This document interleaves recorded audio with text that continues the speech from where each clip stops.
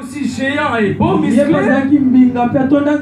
Le prophète s'est dit à lui-même, certainement c'est celui-ci.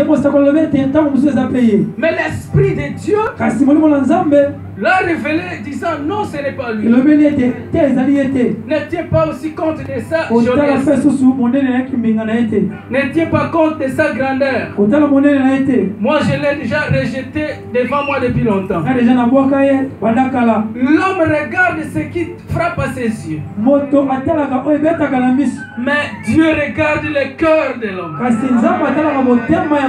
L'homme regarde ce qui l'attire. Ce qui est beau à ses yeux, ce qui est attrayant.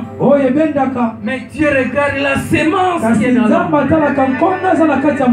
Et un peu plus loin nous avons dit, le prophète a vu tout le monde qui était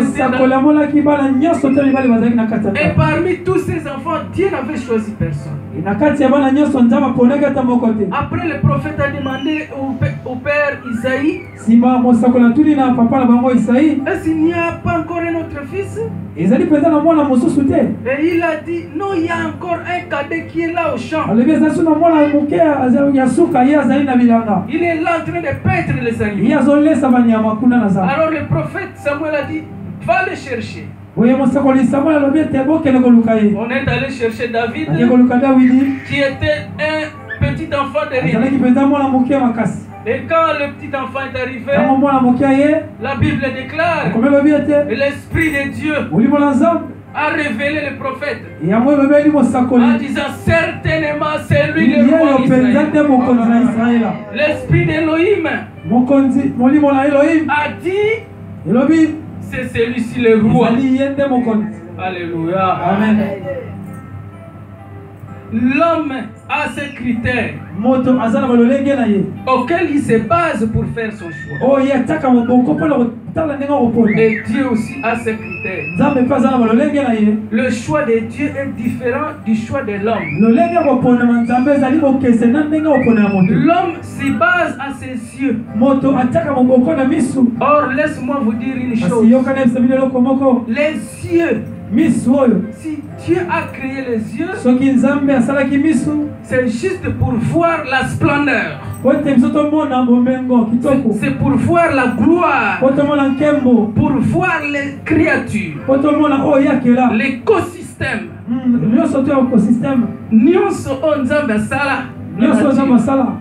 Si Dieu a créé les yeux, c'est pour nous permettre de voir les choses qu'il a créées. Mais quant à ce qui concerne les choix, quand on veut choisir quelque chose à faire, quand on veut choisir un travail à faire, quand on veut choisir une femme à marier, quand on veut choisir un homme à marier, quand on veut choisir un projet à faire, n'utilisez pas les yeux. N'utilisez pas les yeux, mais utilisez le Saint-Esprit. Demandez à Dieu de vous révéler ce que vous pouvez faire. Demandez à Dieu de vous aider à faire ce qui est bon. Pourquoi? Parce que l'homme connaît ce qui se fait maintenant. L'homme connaît le présent et le passé, mais Dieu connaît le futur. L'homme connaît ce qu'il a vu et ce qu'il voit, tandis que Dieu connaît ce que l'homme a vu, ce que l'homme voit et ce que l'homme ne voit pas.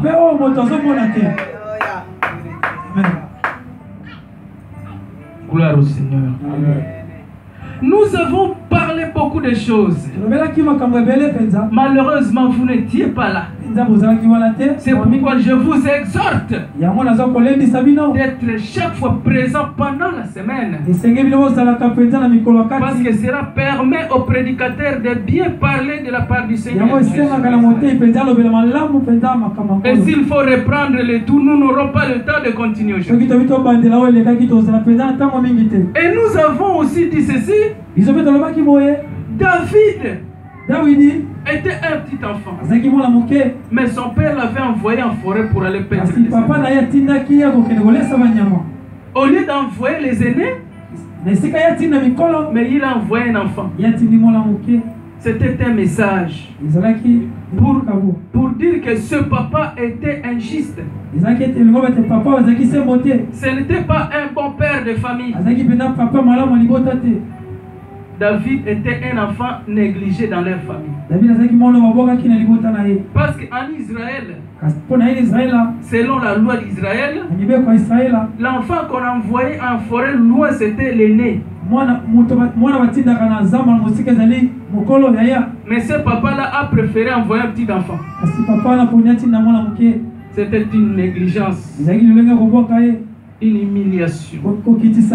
Or, lorsque ce papa était en train d'humilier et de négliger son enfant, mais Dieu le préparait pour la gloire. C'est pourquoi en tant que père, vous ne pouvez pas avoir deux poids, deux mesures. Aimer un enfant plus que les autres, c'est très mauvais. Alléluia. Amen. Il ne faut pas aussi que les enfants comprennent que papa aime beaucoup celui-ci. C'était dangereux. Il faut aimer les enfants de la même manière. Alléluia. Amen. Alors aujourd'hui, qu'est-ce que Dieu veut nous dire? Dieu veut nous dire que lorsqu'il est appelé, lorsqu'il t'appelle dans son travail, lorsque Dieu t'appelle dans son ministère, lorsque toi tu es appelé, lorsque tu es invité à servir Dieu comme chrétien, chrétienne, comme pasteur, comme évangéliste, comme protocole, il faut attendre la volonté de Dieu. Il faut attendre que Dieu parle de vous. Il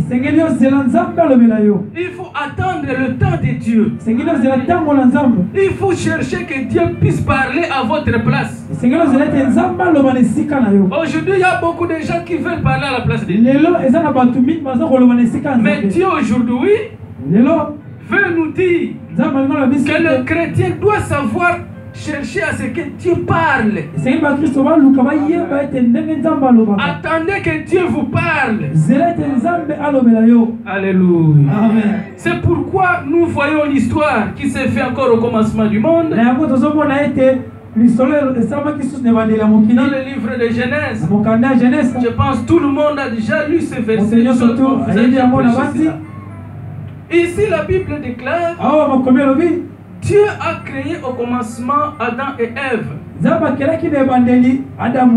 Quand Dieu a créé Adam, il ne l'a pas créé dans le jardin. Dieu n'a pas créé Adam dans le jardin. Il l'a créé dans un endroit quelconque que la Bible n'a pas précisé. La Bible déclare: Dieu a pris la terre, il a façonné l'homme. Après, il a soufflé dans le cœur de l'homme.